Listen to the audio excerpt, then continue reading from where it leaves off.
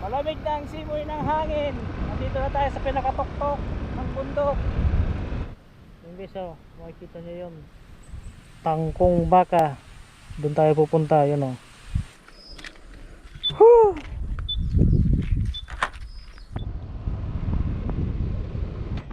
So ayun nga guys, for today's video meron naman tayong naisip na puntahan. At siyempre bago yan, magpapagas muna tayo para hindi na tayo maubusan sa gitna ng kabundukan.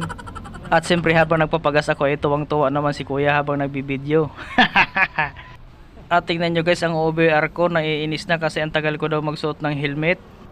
So tara na nga, at grabe ang init ng panahon dito. So sobra. At bago ang lahat pala guys, siyempre shoutout sa lahat ng mga nakapollow sa akin at nakasubscribe. Shoutout sa inyong lahat dyan. At ayun na nga guys, dito tayo sa bayan ng San Jose. Ayun o, munisipyo ng San Jose. At siyempre mayroon pang bantay, ayan o, police. Kaya safe na safe ang San Jose. Shoutout sa inyo po sir. At siyempre madadaanan din natin ang simbahan ng San Jose. Napakaganda, tingnan nyo o. Lord, gabayan niyo po kami sa iyong paglalakbay. At siyempre guys, ito na tayo sa Lagunoy. Nakasalubong tayong bus ng Raymond papunta na naman ng Maynila. Sana all. At siya nga pala guys, ang bayan ng Lagunoy ay marami palang tourist spot. Maraming pasyalan, maraming falls na pwede kayo maligo. At napakalamig talaga ng tubig. At ito na nga tayo guys, kakanan na tayo. Ayan ang signage guys oh. Papuntang Presentasyon, Garchitorena, Karamuan. At siyempre dadaan tayo dito sa Malasan Juanico Bridge, ang datingan. Ito pala yung Lagunoy River. Napakahaba ng tulay. At siyempre guys, tamang-tama ang panahon, mainit, hindi malamig. Ito na nga guys, itong pao ay nadaan dito sa bandang kanang ko papuntang Karamuan, at ito sa may bandang kaliwa papuntang Garchitorena. So uunahin natin itong sa kaliwa ko para mapuntahan natin yung sinasabing Tangkong Baka, kasi napakataas yun ng lugar, sabi malamig daw doon, kaya gusto kong masubukan. Tara guys, let's go. At ito pala guys, dadaanan natin na highway. Ang pangalan nito Alberto Highway. Iwan ko pa bakit Alberto Highway ang pinangalan dito, siguro pag mamayari ito ni Alberto. At siyempre guys, itong way na to ay marami din ditong pasyalan na pwede nyong mapuntahan. Isa na rin dito itong Istraha Resorts na rin siguro yan, kasi mayroon swimming pool. Pwede na rin kayong pasyal-pasyal dyan, at mayroon na rin kainan dyan. At siyempre sa unahan nyan guys, ito na naman ang Hinurangan Kapihan. Marami ditong napunta sa madaling araw kasi masarap dito magkape kasi malamig, bumababa pa ang alapaap. At siyempre guys, sa unahan ng Hinurangan, mayroon na naman ditong isang pasyalan. Ito ang Kalayaan. Yung mga mahilig magkape dito lalo sa madaling araw, perfect itong destination para sa mga jowa na mga nilalamig, para maging mainit sa isa't isa. At siyempre guys, stop over muna tayo dito, picture picture, para mayroon naman tayo mga souvenir dito sa mga lugar na to. So ayun guys, larga na naman tayo kasi pupuntahan natin yung Tangkong Baka. Pupuntahan natin yung, sabi kasi nila maganda daw doon at malamig daw ang klima. Kasi kung hindi man natin mapuntahan yun, at least malapitan man lang. So ayun nga guys, medyo malapit na tayo, at siyempre nag picture picture muna tayo dito sa lugar na to. Ayun guys oh, yun ang Tangkong Baka oh. Kaya yun ang ano natin, abang-abangan nyo guys. Pupuntahan natin yan. At siyempre guys, ito na nga guys, medyo malapit-lapit na tayo ng konti. Siyempre ang takbuhan natin dito kasi takbong yummy lang para mas lasap natin ang mga tanawin. Tingnan nyo guys oh, napakaganda guys pag mapupunta nyo ito sa personal. Kaya ano pang hinihintay nyo, tara na, let's go! So ayun na nga guys, napakaganda talaga ng mga tanawin guys oh. Kung nakikita nyo yung bundok na yun na medyo malayo, yan ang pupuntahan natin, kaya abang-abangan nyo lang ang pagpunta namin doon. At so ayun nga guys, pagpunta namin dito, meron akong nakitang dalawang way.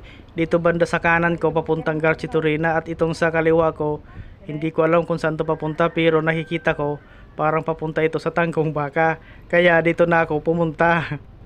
So ayun nga guys, kung mapapansin nyo ay puro to paahon. Yung sa kabila na yan puro palusong, kaya mas pinili ko dito sa puro paahon. Siyempre mas malakas ang dala kong motor, kaya inbox lang ang sakalam.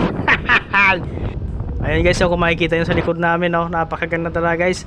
Paahon na tong lugar na to guys.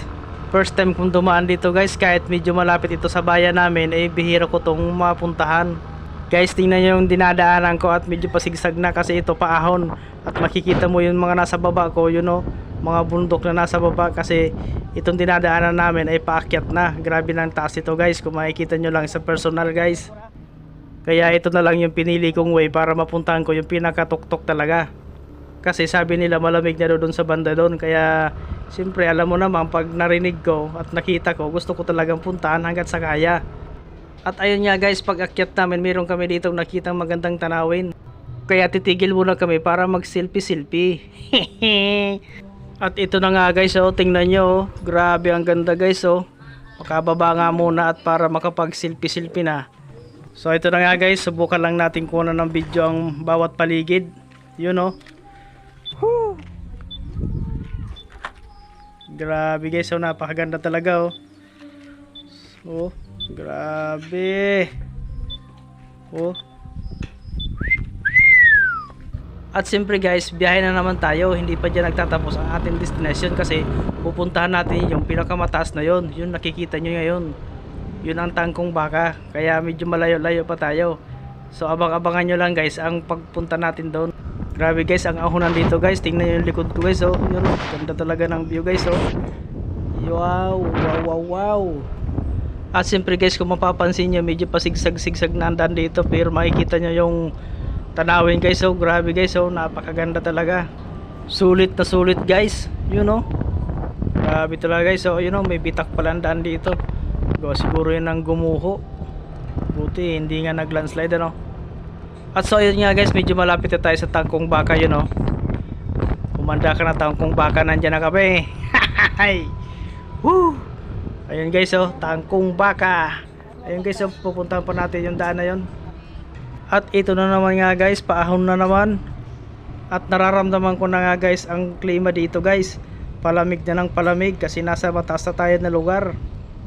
Kaya ang masasabi ko lang sa inyo guys, yung gusto mag-ride, siguraduhin nyo lang na nasa kondisyon ang motor nyo. At siyempre mas maganda dito pag grupo-grupo kayo at mga 10 siguro.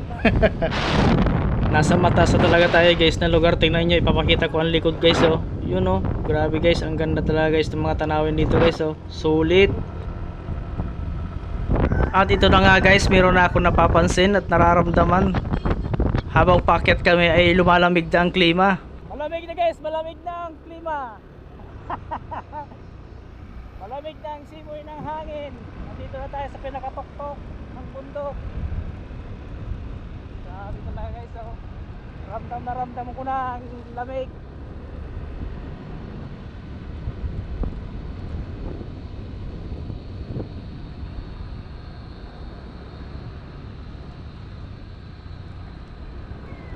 At ito pa nga guys, mayroon pa ako nakita na palusong at paahon. Kaya inakyat ko pa yan para maranasan ko kung gaano talaga kaganda ang daan na papunta doon. So ayun na nga guys, ang ganda talaga dito ng mga tanawin. Ang maiisip mo lang dito ay siyempre kung mag-isa ka lang mag-ride, ikakabahan ka talaga. Kasi kung masiraan ang motor mo, iyari talaga. Kaya marirekomenda ko sa inyo rito, kung mag-rides kayo rito, kailangan marami kayo para hindi nakakatakot sa daan. At siyempre mag-rides kayo mga umaga, huwag yung tanghali na. Grabe guys, napakaganda talaga guys ng mga tanawin dito guys, oh. Yun, oh. Sobra grabe, sulit talaga guys. So ayun nga guys, pahaw na naman. Malamig na talaga guys ang klima dito guys, lalo na siguro pag gabi. Grabe.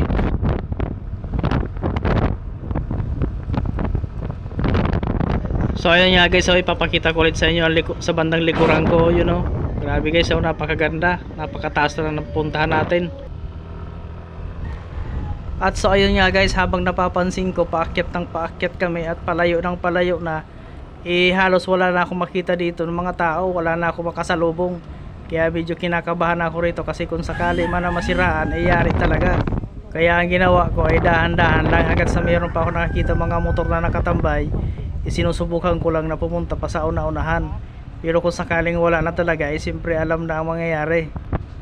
Hanggat paahon pa ang dinadaanan natin ay sige lang tayo kasi yun ang gusto natin, na maakyat natin ang pinakatuktok na bundok. Pero kung sakasakali na wala na talagang paahon at palusong na naman, ay siyempre kabahan ka na. Kasi pababa na naman yan, mahirap na at kailangan na natin bumalik. So ayun nga guys, napansin ko dito guys, pababa na yung lugar na pinupunta namin. Kaya napag-isip-isip namin na baka siguro pwede na kami bumalik.